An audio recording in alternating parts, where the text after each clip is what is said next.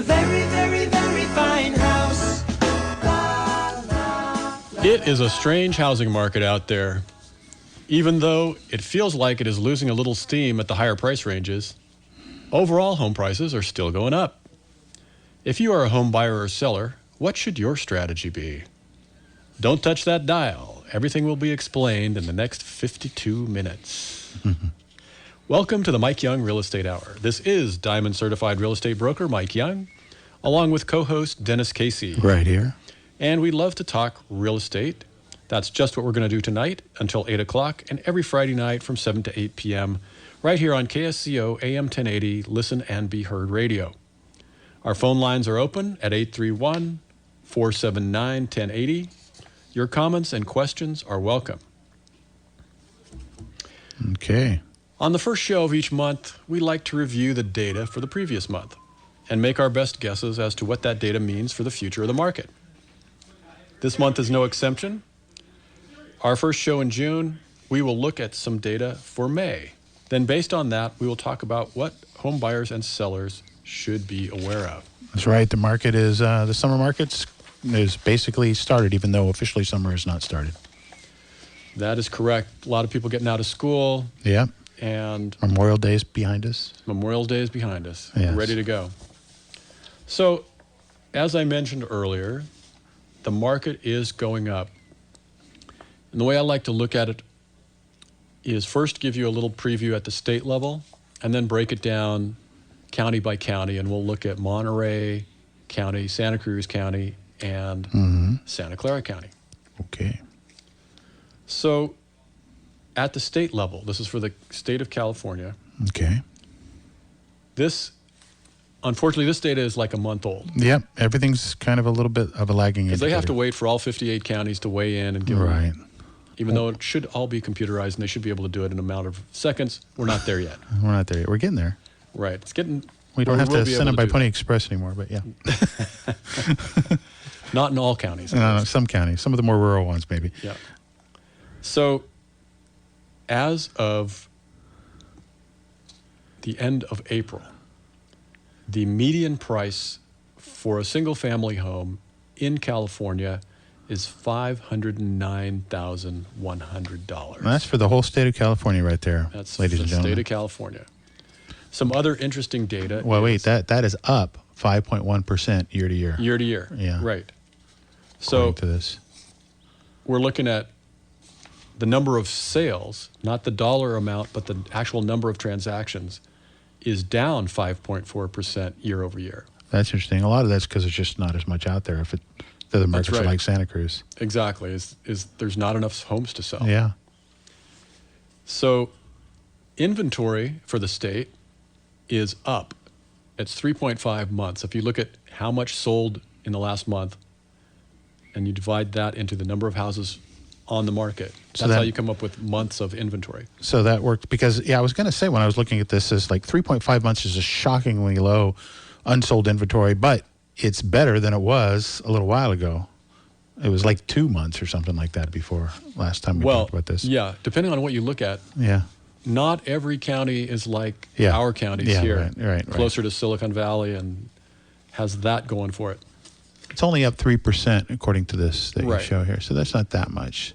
You're right. So I was probably thinking of Santa Cruz, which is even more of a seller's market than the entire state. And then the another indication of how hot the market is how long does it take a house to sell, the average house to sell. Mm-hmm. That is 27.7 days. And That's that pretty good. includes those houses that Stay on the sit market on the forever. market forever. Yeah. The good ones tend to go in a matter of a few days. Yeah. And even that, some of them are held on the market artificially. Yep. They would get offers right away, but they don't take offers for 2 weeks just to allow everybody to weigh in. Right. So that number would be even lower if that wasn't going on. And then to take it into account, you can kind of start this over again. This doesn't take into account the ones that didn't sell at all and stayed on the market a long time.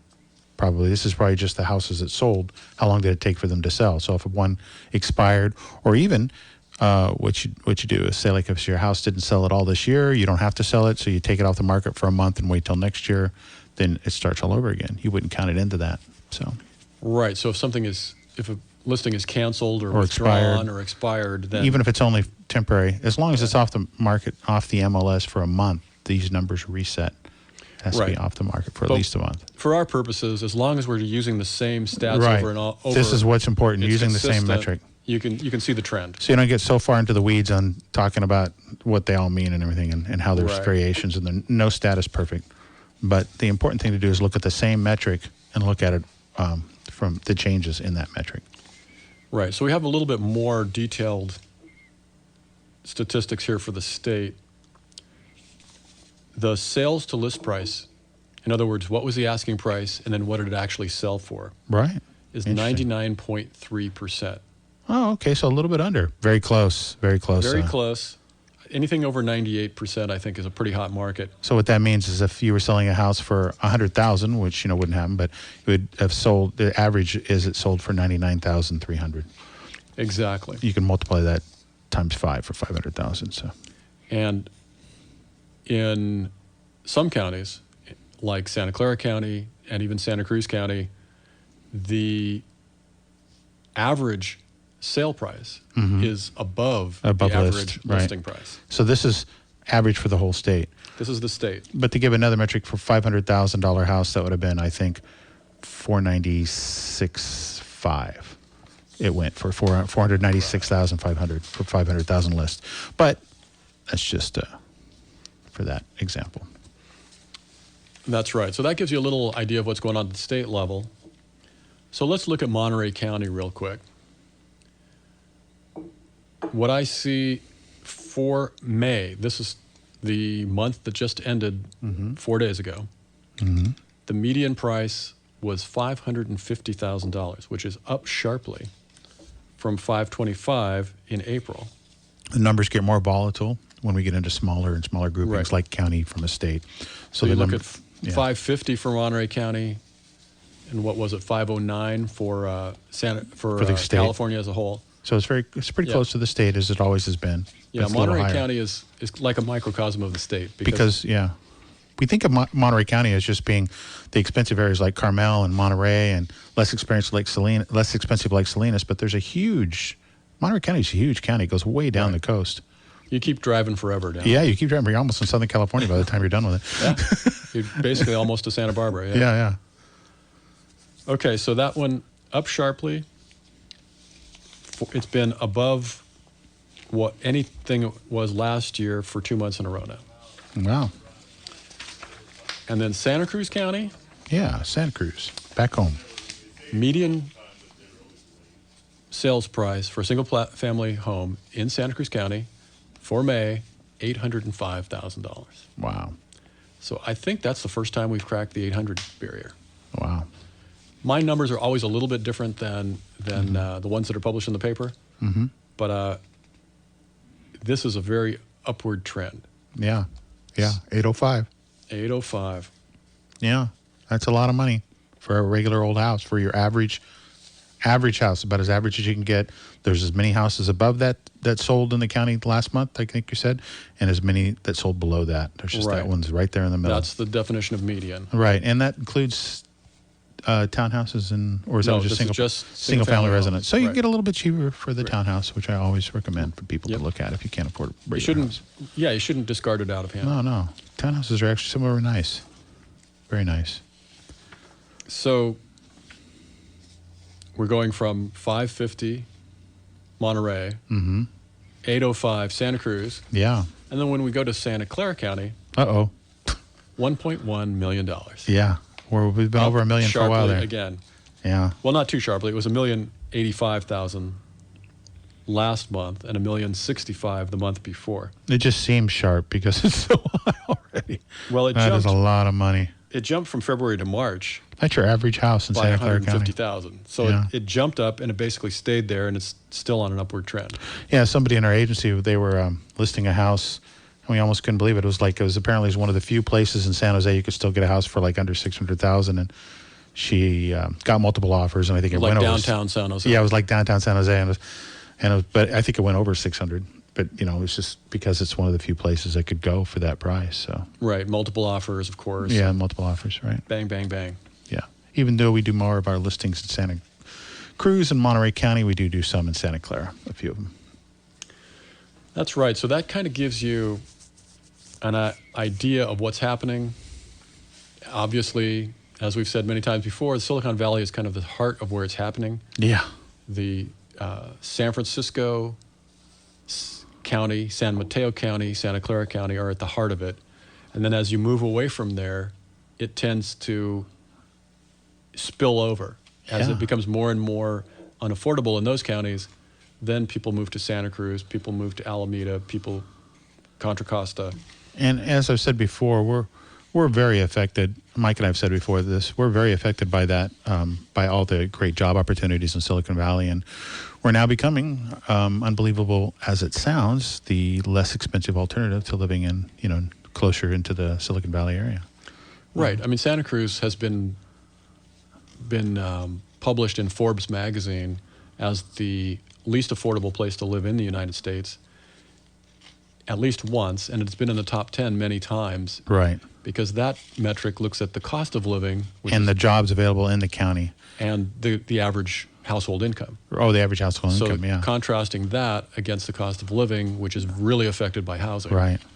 That makes it the least affordable place. Yeah. So even though San Francisco, New York are more expensive, they also have higher wages. Yeah, and we are affected by that, and I think people just pay a higher percentage of their wages for their general house, their rent or their mortgage here than they do in other places. The CPI, I believe, weights rent 42% of the general CPI, so it really looks at rent. It used to measure house sales, but those are more volatile than rent. CPI meaning is a consumer price index. Right. One of the yardsticks for inflation, the one that that varies depending upon your retirement income or many other things. But I say in this area, it's probably more than 42% for on average, because a lot of people end up putting a lot of money.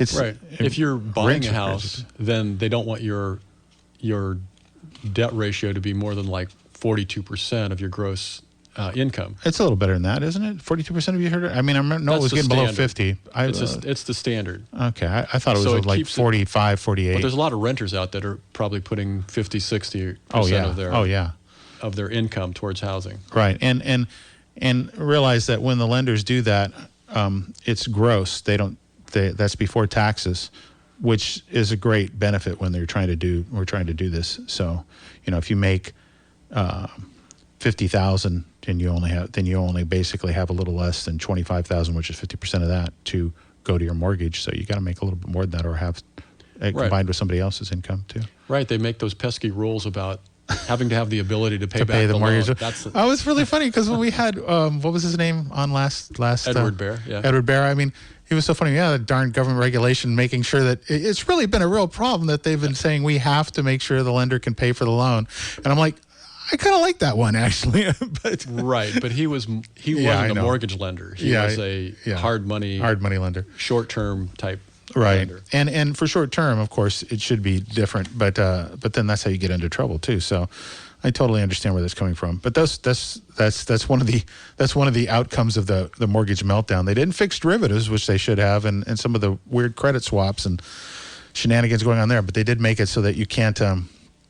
They did put some regulations in mortgages and making sure that people can afford to pay their mortgages, or at least for primary residences, I think they're not as strict about it on investment income, and certainly not on commercial. So we looked at this data and we can see that the trend is up. But what's your feeling, Dennis, when you look at the market? Do you think we're at the top, or do you think we're getting close to the top? Or it's really hard to say, but I kind of think we're. I've been saying this for a while, that I thought that it wasn't going to go up as fast as it had been in the past, and that we were in for a long period of gentle incline. I've been saying that, just like 3%, 4%. I think at the beginning of the year we talked about what our prediction was for the year, and I said I'd say about 5% for the year or less, but it could be as high as 5%. And part of that's just because of Silicon Valley. It's not a statewide or even or especially not a countrywide prediction for the real estate market as a whole. But there is some sense, and I know what you're pointing to, Mike. There is some sort of sense that we're approaching maybe a top, which could be a plateau, could be the beginning of a downward trend. I don't know. A lot of it depends upon interest, and we'll talk about that when we get to my interest rate update. But interest rates are really low. If they start going high, that'll change things, of course. But it's really kind of, I don't know. What are your feelings? I'm really having a hard time saying anything other than I think we're in for still a period of gentle inclines. Maybe it's going to lower a little bit. I would say that I'm cautiously optimistic. Okay. The elephant in the room is obviously the meltdown. Before that, there was there was an assumption that prices just go up. Which is not true. And we should always realize that they just do not go up forever. There's nothing's for certain. But you get to that point where everyone feels that way. Right. They say things like this. They say, oh, the rules have changed. And sometimes the rules do change, That's true. That's what sometimes they don't. I was just thinking about this today, and what I'm thinking is, if you look at least I was looking at data today on the state level, historical housing prices from 1968 through 2015. Yeah. And until 2008, there had never been a year when prices went down double digit. Yeah, so they went down, they went up a little bit here, but they were generally up. Right, and the vast majority of the time that it goes up. Yeah, I think it really is perhaps one of the most stable places to put your money in, for sure. I mean, sure, there's going to be ups and downs, not like the stock market, but they're not that bad. Well, when I look at those data, what occurred to me today was people are always affected by recent events. Yeah, we are overly thinking about that one. Remember how our parents always talked about the Great Depression over and over and over again? Right.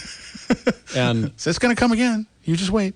So really the idea now is, or the question in my mind is, do we have a new set of rules? Or is it going to be like the old days where basically if prices go down, they go down gradually, and when they go up, sometimes a lot. Yeah. And I've got some historical data, and I'll play around with that a little bit later. Yeah, it's a real question, that's for sure. It just leads one to believe that, you always have to be careful, you always have to be cautious, but what Mike is saying is very true, that the recent events always perhaps weigh a little heavier in our minds. So we all have the Great Recession, even though it wasn't the Great Depression, we do have the Great Recession that kind of colors our thinking and makes us be cautious and be careful, and that's not necessarily a bad thing. That's kind of a good thing. We had not enough of that before. We've kind of overcompensated. It's the whole shower analogy. You turn the shower too hot and too cold, too hot, too cold till you get it just right. I think we have a caller. Is that correct? By the way, if you do want to call, 479-1080, and we're happy for any of your calls regarding real estate. Steve from Ben Lomond, are you there? Yes, I'm here. Hey, thanks, Steve, for calling. I was just thinking, do you think the prices of the San Lorenzo Valley would go? I mean, I'm just thinking there's a lot of people in the Silicon Valley that make a lot of money that don't really know about the San Lorenzo Valley. Yeah. Mm-hmm. And that there's going to be a point where they're going to figure out that this is such an awesome place to live, and the money they have, the prices could just shoot up here, but they could be lower than. I think we're in the process of that happening, to tell you the truth. That is an ongoing process. Yeah. The question is, how long will it last? How will it go? San Lorenzo Valley is a great commute location for Silicon Valley. There's no question, and it's undervalued, particularly Felton. People don't even think about Felton. They all go to Scotts Valley, which is, pretty expensive. But Felton is way cheaper, and it's not that much further away. I think but the commute is better if you get to the top of Scotts Valley. Ben Lomond or even Boulder Creek, because you can take the Skyline to Page Mill Road, and there's no traffic. It's relaxing. Exactly. Good point. Yeah. Good point. I just don't think a lot of people know about this place. A lot of them do. We've seen San Lorenzo is pretty hot right now. Mm-hmm. Mm-hmm. It got hurt really bad during the downturn. It did. It got hurt when harder. Prices went down over 50% there. Than like downtown Santa Cruz. But now they've been coming back. And usually when you have a downturn and then things recover, the places that were desirable in the past become desirable again. But I think because of just what you mentioned, the commute location, they've come back stronger because Silicon Valley is really what's driving this, at least locally. Yeah, actually, this reminds me. I think Steve Noren, who was a broker who recently passed away, used to be the broker of our company years ago. I think he was telling me when he first came to the area back in the 70s or something like that. He says like San Lorenzo Valley. He was like a big agent in San Lorenzo Valley back then. He said it was actually more expensive than Santa Cruz back then, which is kind of hard for me to believe. I haven't checked that source or anything like that, but I'm like, makes some sense because back then the aerospace industry and all that kind of stuff was going on. I mean, maybe it was similar, you never really know. But what you're pointing out, could it very well be the case? Yes, some people know San Lorenzo Valley. A lot of them do not. Maybe we're going to have a huge... a lot of those people are flatlanders. That's a good point. I know what Mike's saying now, right? Mountain living. I mean, some of them, it's different. It's a really good point. It's a really good point. They freak out when they see a narrow road or a steep driveway. So it's a little... challenging for some of them, but it's still... Or a winter in San Lorenzo Valley when you're not used to it can be kind of weird. Right. If you've been through the drought and then all of a sudden we hit an El Nino year. Yeah. I mean, I've lived up there. Yeah. And it's a beautiful place. There's so many beautiful places in the San Lorenzo Valley, and it's a great location. But you got to kind of be into that forest living sort of a thing. Well, you at least got to be able to put up with it. And the thing is, not everybody that comes from Silicon Valley is a CEO or a high-level executive. They've got lots of just normal blue-collar working jobs. Well, or white-collar. I don't know what, but not at that high level. Well, enough for San Lorenzo Valley, though. Right, that's what I'm saying. Your average programmer, is that you're getting a lot of the normal people buying in Silicon Valley. Yeah, the ones that aren't at the top of the right. Good point. But that's a good question. Good call. Right. Thanks for the call, Steve. And the question is you may be right. It's kind of one of those speculative things. It's hard to say, but maybe it hasn't been fully discovered yet. Maybe it'll become the new hotness. But Mike has a really good point about some people just do not like the deep forest. Right. And because of the terrain and the trees and that sort of thing, it would be difficult to build it out, larger developments. Right. It's well, the infrastructure currently, too. Right now, the infrastructure is limited. Water and can only sewage support a certain amount. Not to mention traffic. Yeah. Right. But it's not going to build out that much, but that's what makes the real estate go up because they're not going to be making more houses. So, but I think you need an acre to build up there. Well, unless you're in one of the sewage areas, but the public sewage areas, you do, which is like downtown and stuff. But I also there's a cultural thing too. A lot of the people who, as an agent, we notice cultural differences about what kind of thing people like, and in general, I've noticed, especially with a lot of, and this is just a general sort of almost a stereotype, really, but Asians tend to have a much more affinity for being in town. They kind of like to be in town. They don't want to be out in the woods, and also on the other side of that is they don't mind so much being on a busy road. Like, me personally, I don't like so much being on a busy road, and a lot of people don't, but they don't seem to mind that so much. And that's just a broad generalization, but just culturally, people come from, one of the more populated countries, and to them a busy road in our area doesn't seem that busy, I guess, that sort of a thing. But do we have another caller, Mike? I think we might, coming on. Yeah, as I said, 479-1080. Please feel free to call about any sort of real estate question. We're happy to answer it. We're happy to talk Chuck with you. from Brookdale, you're on the air. Yeah, I've just got a quick question, and I'll take my answer on the air. Are they still, lending companies still offering products like adjustable loans and then it'll go to 30 or something like that after a few years? They still do adjustable loans. Yeah, stay on for just a second. What do you mean by goes to a 30-year at the end of the year? Well, whatever it does after 5 years. Oh, yeah. What they call is a 5. You want to answer this or one? Go ahead. Okay. There's a lot of them. There's all kinds of them, but the most normal one is a 5-1, which is for the first 5 years. It stays at the rate that it is now, and then after that, it adjusts every year depending upon what the rate is then. And those tend to start out lower than your 30-year fixed, so you can save money now on that. And that's also. Is that pervasive? Do you personally at Thunderbird Realty have providers like that? We don't do no real estate agent should be doing lending at the same time, and if they do, I'm not saying that's not what I meant. I mean, do you have access to absolutely loan providers? Yeah. We'd be Thank happy you. we'd be happy to connect you with that. Call us and we'll let you know. We'll direct you to them. Local ones. I'm gonna do that. Thank you. Thank you. All right, thank you. Bye-bye. You know, that's a funny idea, too, is everybody keeps talking about interest rates going up. And as I've said many times, maybe they're just going to continue to stay low or go down. And in that case, an adjustable rate would be good. You're gambling then, but no matter what you do, you're gambling. So. Right. But another answer to that question is you don't see the 1% teaser rate that you used to. And to qualify for the loan, you have to qualify at the full rate. Well, that's the way around it. You only have to qualify for that 5% adjustable rate. So it's a way around that. Say, for example, if you can't qualify, now, you know, I don't want to lead people into a loan that they don't feel comfortable with. 30-year fixed loans help me sleep at night, and I totally understand if that's the one you want to do. That's where it's 30 years fixed. It ain't going to change till you pay off the mortgage. You know what your mortgage is going to be. That's it. Doesn't take into account insurance or taxes, which, believe me, are a bear sometimes when those go up. But your mortgage at least will not go up. So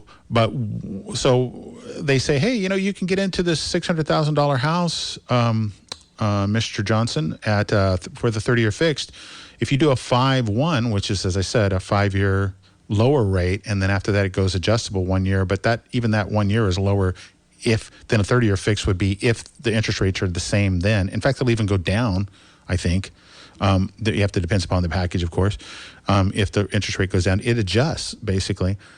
You will qualify for like a $700,000 if you could only qualify for a $600,000 loan before. So you'll qualify for that. So they don't qualify you on what you're going to be on more than 5 years, but they can't do the 1 year teaser rate, which is what Mike was talking about, which they used to do during the bad old days, which weren't that long ago. And they don't do interest-only loans anymore. Negative AM loans. Negative AM is negative amortization, truly evil concoction, only possible because credit swaps were insuring these nasty little assets, so people would buy them because they were told that they would never go bad. That's where you could actually, you know, they would say, oh, well, you know, you only have to pay for this amount for the first 2 years. After that, you're going to have a bigger mortgage than what you bought the car. And this was, bought the house for, and this is a 0% down loan. It's just, a time bomb. So, getting back to, you know, what is the market going to do? Yeah. I think it will plateau probably next year. And we're talking predictions now.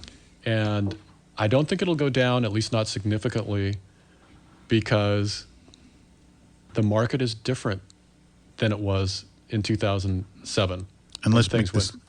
The loans are different. Yeah. You actually have to be able to pay the loan back. You have to be qualified in that way. Yeah, that creates a lot of stability. A lot of times in the old days, you could have a 1.2%, and they would qualify you at that rate. Yeah. So, and then it would drift up, and the actual real interest rates were higher than they are today, much higher than they are today. Yeah, they were like in the 5s and 6s. So how are you supposed to do that? There were some of those were 10. I mean, some people in our office had to sell their houses that they had bought with 10-year 10-year fixed loans that were at basically teaser rates to a large extent. So even though interest rates are lower now than they were 10 years ago, they went up in 10 years. There were some really cheap loans, especially second loans back in those days that were like due in 10 years. And if the price of your house went down, you couldn't refinance it. Yeah, you know, I'm all for not too many regulations, but no one's really watching the store when they let stuff like that happen. You got to have some regulations. But it's really difficult to regulate. Any economist should be able to look at that and say that's a time bomb waiting to happen. The whole state of California went down 40% on average. No one saw that coming. Well, people did see that coming. You can't say no one saw that coming. And I'm not including just the people who say the most pessimistic people saw that coming. Some people say it's going to go down 40% next year, and they say it every year. And I'm not counting those people because those people suck because they just say I'm right when it happens once in their lifetime. Yeah. I'm talking about like the people in The Big Short, in the movie The Big Short, which again I recommend watching. That's a great movie. Well, even a stopped clock is right twice a day. Right. I know. I'm not talking about those people. I'm talking about those people, you know, that guy he was looking at. This is a great movie. If you ever have a question about it, go ahead and watch that movie. That was entertaining as heck. Just to see some of the people that say, hey, you know, this does not look right.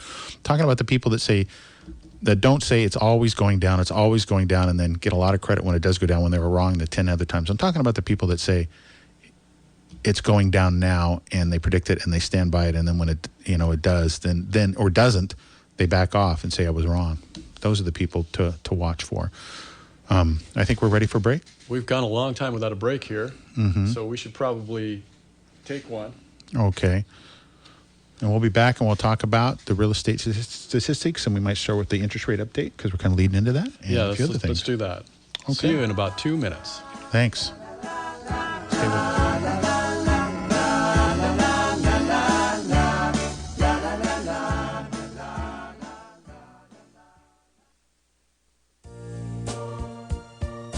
Make Steve Manville your personal risk management counselor. Steve can tell you the best way to insure almost anything. Call the man you can trust for good, honest advice. In the same location for 17 years, Steve can help you with commercial and personal life, home, health, and vehicle insurance. The service is always personal, and you'll never have to talk to a machine. Call an 800 number or try to figure out a confusing website. Steve will answer all your questions, advise you on the best deal, and take care of all your insurance needs from beginning to end. Call Steve Manville Insurance Agency, 831-688-4459. Again, that number is 831-688-4459. In business for 17 years, we're a second-generation insurance provider.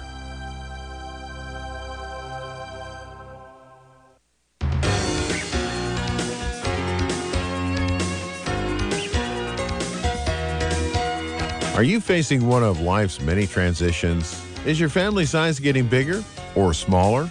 Or maybe you're looking for that perfect vacation home or a smart real estate investment. Consider Thunderbird Real Estate. We are 37 honest and experienced independent realtors ready to serve you. Thunderbird has been operating locally for 40 years. We can help you buy and sell single-family homes, condos, townhomes, multiple family properties, mobile homes, or even vacant land.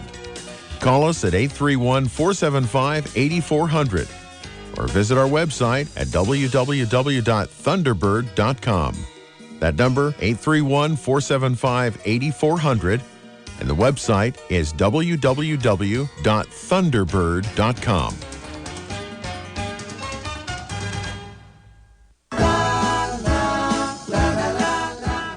Okay, we're back. This is Dennis and Mike at the Mike Young Real Estate Hour, and I'm going to talk about the interest rate update, and which we were just talking about. It pretty much stayed the same. It was 3.82 last week. It's 3.81 today, and I believe it's going to drop even further because we had a bad jobs report, and I'll get into that a little later, which is, again, in that same vein of, oh, my God, interest rates are low. They're going to go high for sure, and no, they keep going lower or staying the same or something like that.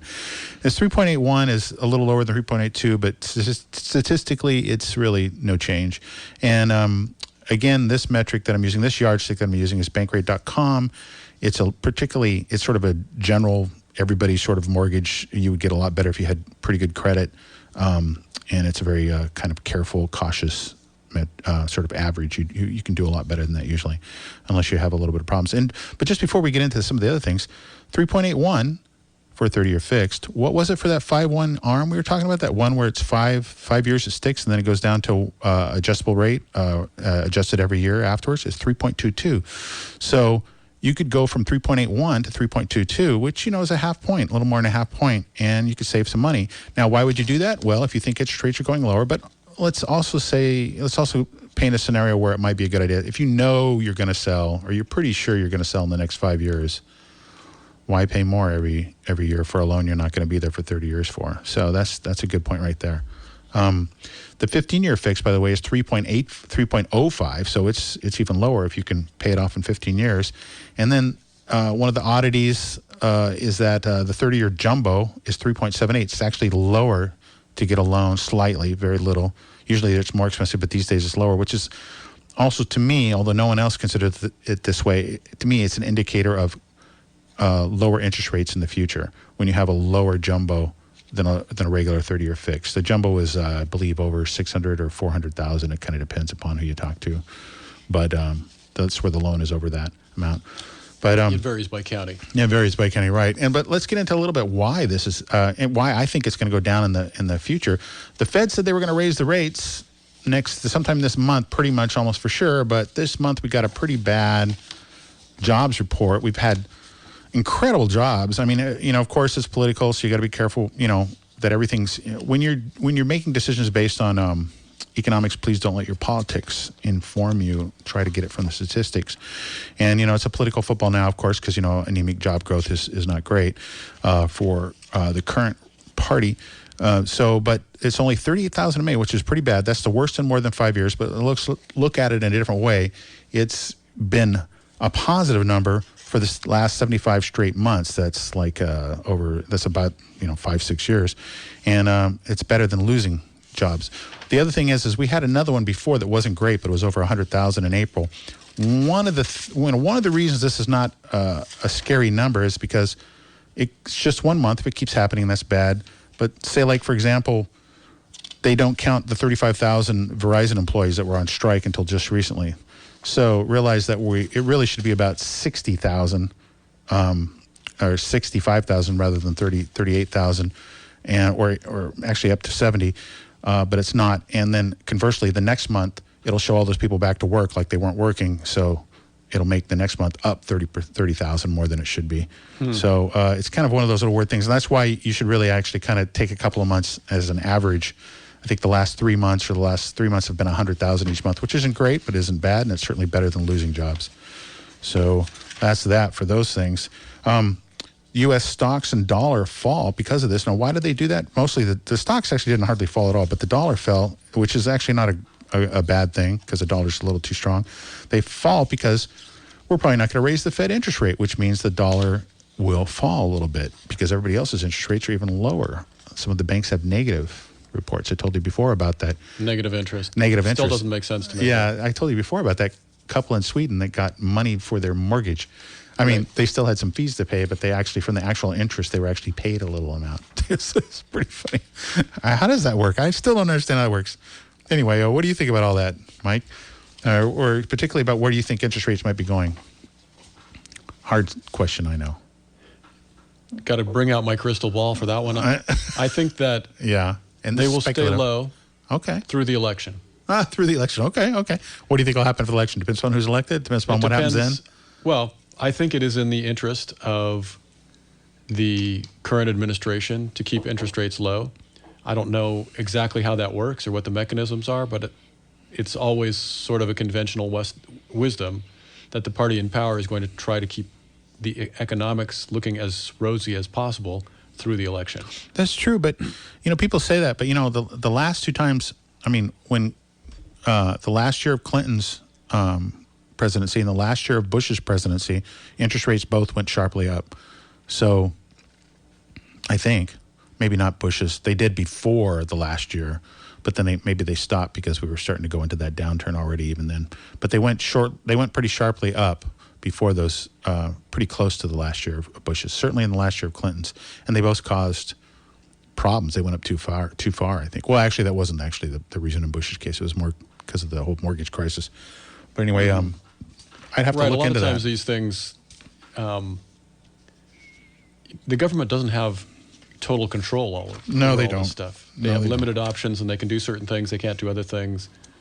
It's a lot of times they do things, and it doesn't have necessarily intended consequences. Right, and here's another thing about the job numbers is the wages have actually gone up a little bit. Not much, but a little bit. And they continue to go up, which is good because it's one of the things that hasn't been happening in our kind of very gradual, slow recovery is wages have not been increasing, but they've increased a little bit. For the 12 months ending May 31st, average hourly wages increased 2.5%. That's well above the supposed rate of inflation. There's always a question on that, but that is well above the regular CPI. And I could talk forever about that too. I've kind of done some research after talking to our guest last week about that. But boy, that's a whole nother subject, is how the government determines CPI and what to think about it and all that stuff. Because everybody talks about these things kind of, but I'm the guy that goes and actually looks it up on the internet and spends an hour or 2 hours. Mr. Fact Checker. Because I'm into it. But anyway, that's my take on those things. One thing I wanted to mention too, I keep forgetting to mention this.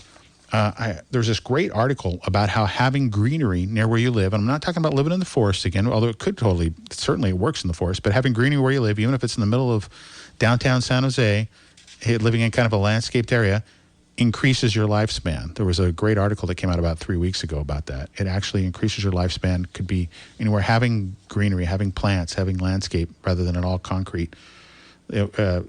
Why do you think that is? Is that because of psychological reasons or they said it may be psychological, it may be cleaner air, maybe because apparently it has I don't know, I would think that effect would be kind of minor, although they do say having a few house plants in your house even there are has an certain effect. house plants that you can use to clean the air in your indoor, which is a good thing. Well, they speculated, but they didn't really come up with any answers on why. But I think one of the ones was psychological. It may just be where people are happier. Certainly, if you're in that San Lorenzo Valley area we were talking about, it sounds like you might live a little longer. So that'd be nice. There's so many factors. But Yes. Well, they kind of supposedly adjusted for all those, but that's the case. Okay. Yeah. Well, one thing, as we were talking about before, if we're climbing towards a close, a peak in housing prices or not, one of the things, I want to just throw this out there and play around with a little bit of this historical data for a second. Okay. Is I have in my hand a chart that shows California home prices and United States home prices from 1968 through 2015. Those are fun charts. It seems like no one else increases, and California does by a dramatic margin or something. In 1968, we also go down by a dramatic margin. Oh, okay. 23,210 was the median in California. And for the United States as a whole, it was 20,100. So California was not really any higher than the rest of the country. 12% more. And this was 68, you say? 68. Okay. But in 2015, 2015, we're more than twice the national average. Yeah. So the median home price in California for 2015 as a whole was $474,420. In the country as a whole, it was $223,900. Wow. So double, roughly. And when you look at over that, what is that, since 68, that's 48 years, or 47, because we're just going through 2015. There were, let me see here real quick. He's wrestling the papers. It's the old Rush Limbaugh trick, we call it. We wrestle there. I just don't know. There were 10 years when prices went down and 38 years when prices went up. 10 years when prices went down, 38 years when prices went up. For the country as a whole, that's a larger market, there were only 3-4 years when prices went down. Really? That's very interesting. So it's more volatile in California is what you're saying. Much more volatile. In 2008, that is very interesting. Not in Santa Cruz, but in California as a whole, went down 37.8%. That's the worst year of all time. Wait, when was that? 2008. 2008. Followed by 2009, when it went down 21%. Wow. But if you look at the nation as a whole, the worst year was 9.8% decline. Wow. That is dramatic. I did not realize that. I lied. The next year was the worst. It was 12.5%. Okay. So as a nation, the entire country of the United States, 12.5% was the worst decline in the last 47 years. And that's 2009, that was? 2009 was 12.5%. Yeah, so that's something we'll probably be telling our kids about and stuff. All right, wait, there's going to be another this, big downturn. It's like the lines for the United States and California stay fairly close in the 60s, but in the 70s, California prices started going breaking crazy. Away. Yeah. I believe it was 1976. 77, prices went up 28.1% in 1 year. Whoa. In 1976. In 1977. 28.1%. In 1977. Of course, we had high inflation then, so. And for the country, it went up 12.6%. These aren't inflation adjusted, I imagine. It doesn't say. Then they aren't, These probably. are just absolute because I think that's why the prices were so high in 76, because we had inflation then. Right. So it just gives you a little bit of perspective. There's California's more volatile. Yep. And I think just my observation is that the less desirable properties are more volatile. Yes. No, When you're at the we've top talked of the about that market, before. Yeah. the top of the market, they start approaching the desirable areas and the desirable types. So And prices. This is very The true. We've talked country- about this many times. This The is country very is true. more volatile than the city. It can be never restated enough. And the Yeah. condos are more volatile than single-family homes. Right. They go up closer to single-family homes during periods of maybe excess, and they drop more during downturns. But yeah, in fact, that's one of the approaching signs of a downturn to me is when, like an accordion, the prices between the top-tier houses and the bottom-tier houses get closer together. Get closer together. Like in 2007, Yeah.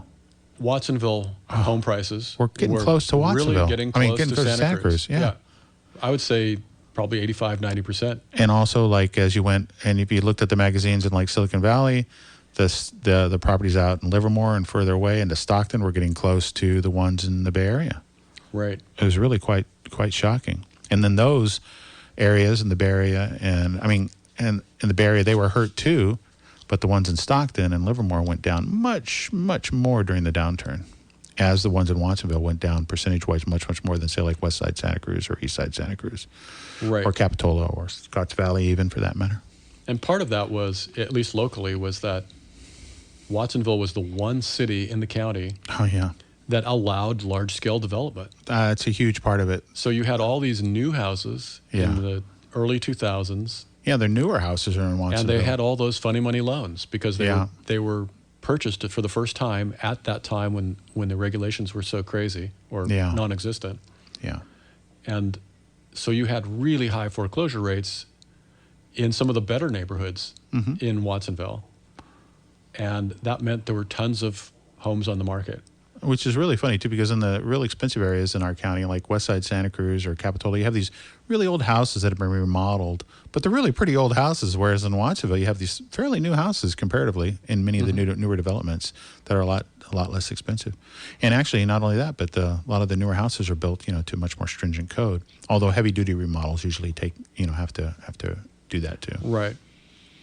Right, but for instance, they have sprinklers for Right. fire sprinklers. And Fire they have sprinklers and things like that. all those safety considerations that the older homes don't have. Yeah, a little more structural sort of things and that sort of thing.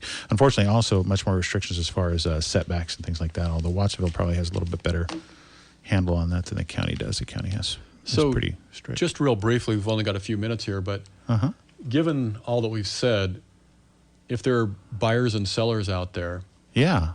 it's, to be informed by this, what should you be doing? I'm Yes. talking about home buyers and home sellers. Right. Right now, it's what they call a seller's market. Definitely. There are many more buyers than there are sellers. A lot of competitive bids where you have 3, 4, 5 offers on a property, or 15. But you have to be careful not to overprice your house. We're seeing a lot of houses that are overpriced and just sitting on the market. Not a Right. lot, a few. Right. You can't project out and say, my house is worth more, trend is up, so let's price it up. Right, which is Because what people sometimes do. you get bit by that. Yeah. Because you once will. your house hangs on the market for a little while, Yeah. then it becomes a pariah. Yeah, Nobody it wants to look at it. Oh, it must have problems if it's been on the market for 3 weeks. Yeah. Yeah, for as little as 3 weeks. It's Yeah. true. So it really behooves the sellers to pay attention to what their agent tells them. I mean, question for sure. Yes. And I still recommend this wholeheartedly is make your agent take you to other homes that are on the market at the same time. I'm doing that myself. So you can see on a gut level, okay, this house is at this price and it compares to my house. Is it better? Is it worse?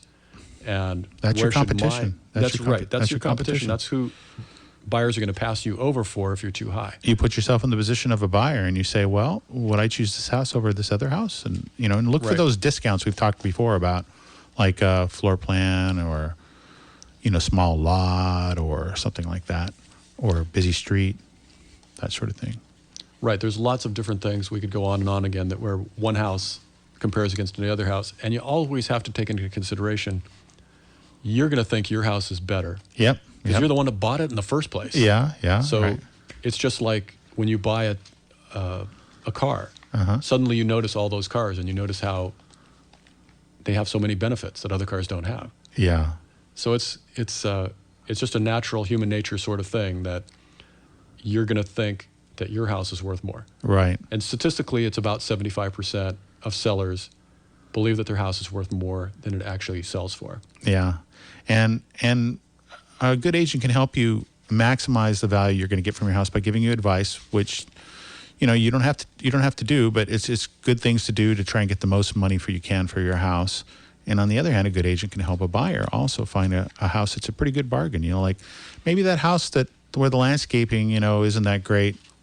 Maybe that's the one to get because it's a little cheaper. Right. We were going to talk about different discounts tonight. We were, but we didn't get to. But one thing I want to say before we're done, speaking of houses for sale, I have a house that will be on the market. Not my house, of course, but I'm representing the people in Scotts Valley.